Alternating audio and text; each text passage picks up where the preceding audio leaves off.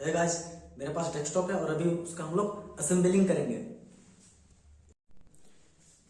यहाँ प्रिंटर है कैनन का 2010 प्रिंटर, और ये यूपीएस जो बिजली चले जाने पर कंप्यूटर को कुछ देर के लिए पावर सप्लाई करते रहता है। और ये है मॉनिटर, कीबोर्ड, माउस, और ये है सीपीयू, और ये है स्पीकर। तो चलिए एक एक करके इसका हम लोग असेंबलिंग करेंगे। गाइस, सबसे पहले हम लोग यूपीएस को हम लोग टेबल पे ले जाते हैं।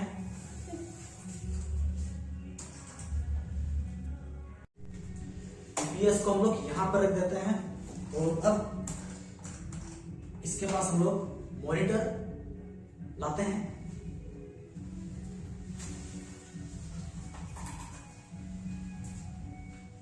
तो ये रहा मॉनिटर में हम लोग लाए हैं, और इसको हम लोग यहां पर रखते हैं। मॉनिटर के लिए दो केबल है, इस तरह के एक केबल है और एक ये पावर सप्लाई के लिए। तो इसको ये सीपीयू में लगेगा, और एक साइड जो ये है मॉनिटर पे लगा हुआ है, और ये जो पावर केबल है इसको हम लोग यूपीएस पे लगाते हैं पीछे तरफ। इस तरह ये पावर केबल को हम लोग यहां पर लगा देते हैं। लग गया। अभी हम लोग लाते हैं सीपीयू। तो आजकल के सीपीयू में ये जो सीडी ड्राइव है ये नहीं आ रहा है, क्योंकि आज सब कुछ ऑनलाइन हो गया है। तो पहले मेरे सीपीयू में भी ये सीडी ड्राइव नहीं था, मैंने अलग से लगाया है। इसमें भी ये सीपीयू का पावर केबल है, और इसको जो इस केबल के इस साइड को हम लोग यहां पर सॉकेट में लगा देंगे,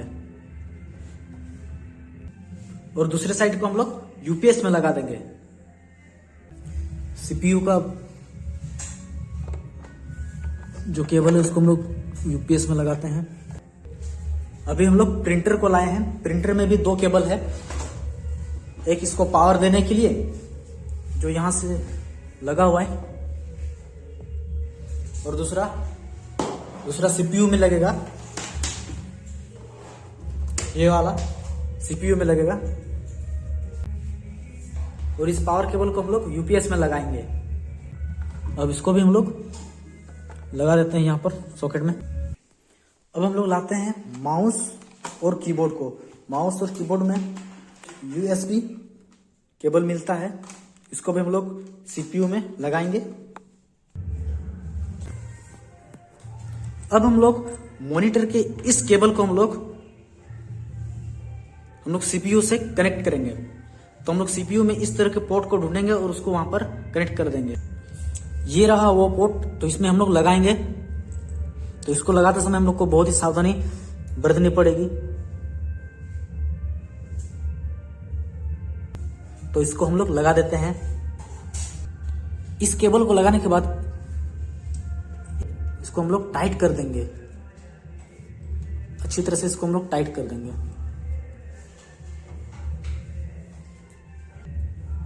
अब हम लोग प्रिंटर के केबल को सीपीयू से कनेक्ट करेंगे। अब हम लोग प्रिंटर के दूसरे केबल को हम लोग सीपीयू से कनेक्ट करेंगे। तो इसको हम लोग यहां पर लगा देते हैं यूएसबी पोर्ट में।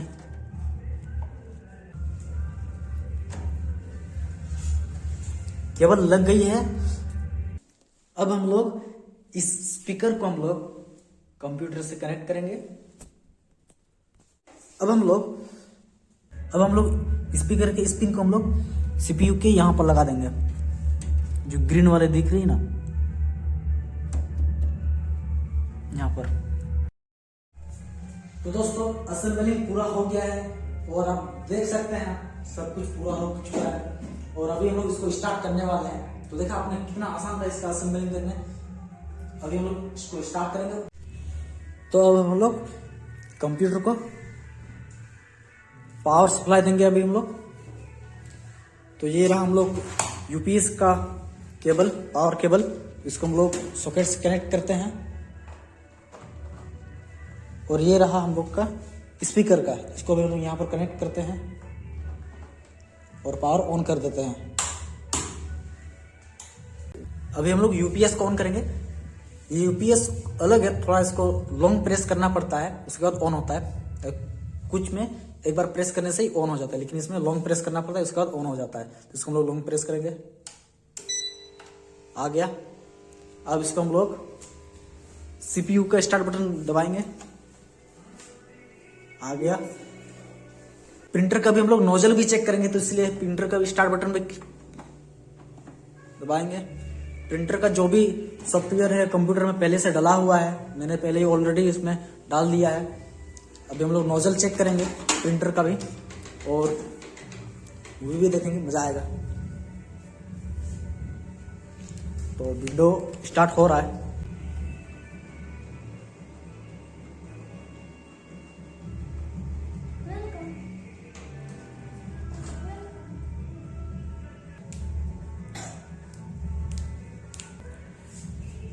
प्रिंटर में कागज इधर से डलता है और इधर से निकलता है।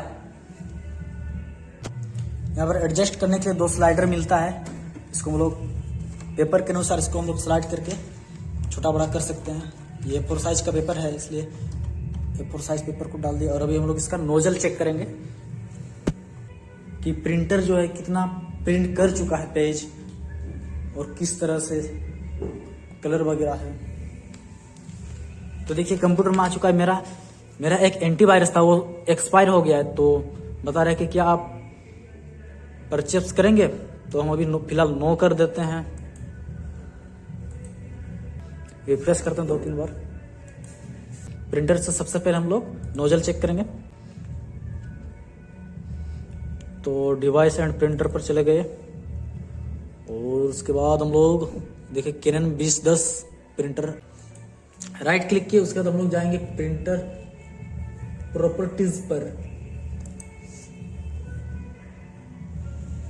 और यहां पर आएंगे हम लोग मेंटेनेंस पर, और यहां से हम लोग दोबारा क्लिक करेंगे। यहाँ पर क्लिक करेंगे एक बार, और यहाँ पर हम लोग आएंगे नोजल चेक, जो यहाँ पर दिख रहा है नोजल चेक, इस पर एक बार क्लिक करेंगे, और यहाँ पर प्रिंट चेक पैटर्न पर क्लिक कर देंगे। तो यहाँ पर देखिए अभी हम लोग को नोजल चेक होके आएगा। जब प्रिंटर जो है ना पहली बार जब प्रिंट निकालेगा, उस टाइम वो थोड़ा सा स्लो वर्क करेगा, रेडी होता है पहली बार प्रिंट करने के लिए। उसका तो ये जल्दी जल्दी प्रिंट करके निकालता है। तो देखिए हम लोग का नोजल जो है कुछ इस तरह से प्रिंट होके आएगा, तो हम लोग को इस मैच करना है इस तरह से।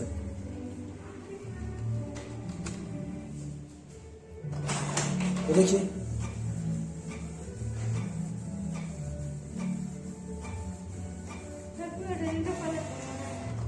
ये देखिए हम लोग का नोजल प्रिंट होकर आ चुका है। तो यहाँ से हम लोग मैच कर पाएंगे किस तरह से है वो। देखिए इसे काम कर रहा है कि नहीं हम लोग देखेंगे। दबाया, आ गया। ये एक सीडी पहले से ही अंदर है, तो इसको हम लोग चेक कर लेते हैं कि ये चल रहा है कि नहीं।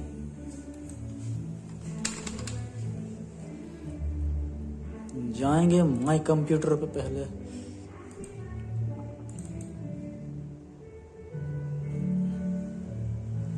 मेरा स्पीकर में कुछ आवाज नहीं आ रहा है।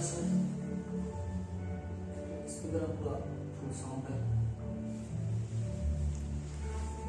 देखते हैं सीडी ड्राइव काम कर रहा है कि नहीं। ये देखिए मॉडल 1 साउंड ठीक से नहीं आ रहा है।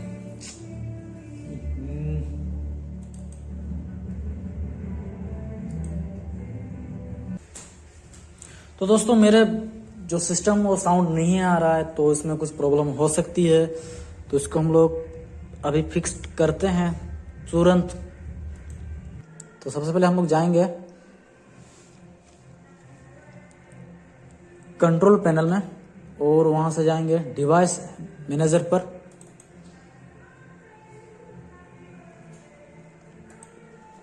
उसके बाद हम लोग जाएंगे साउंड यहाँ पर।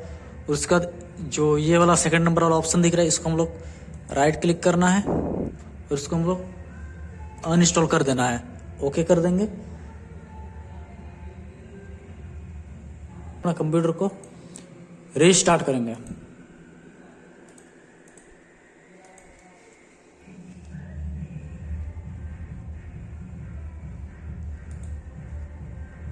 यहां से रीस्टार्ट करते हैं।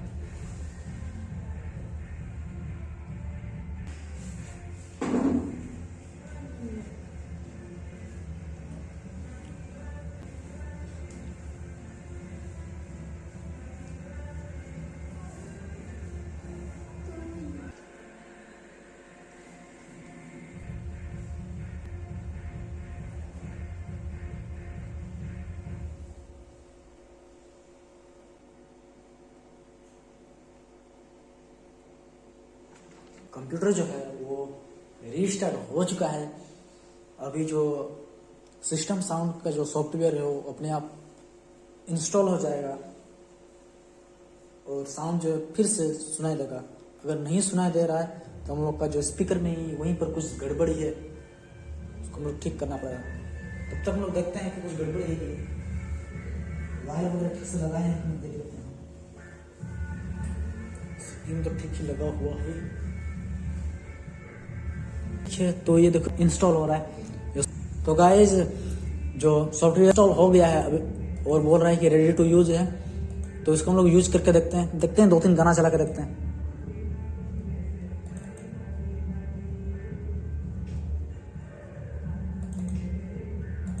आ रहा है साउंड, आ रहा है कुछ साउंड आ रहा है। यहाँ थोड़ा साउंड,